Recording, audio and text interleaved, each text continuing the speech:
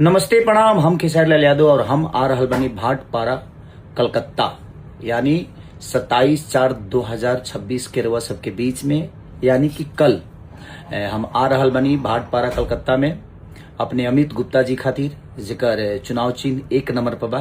तो रउआ लोगिन 1 नंबर पर बटन दबा के और भारी मतों से विजयी बनाई अमित गुप्ता जी के।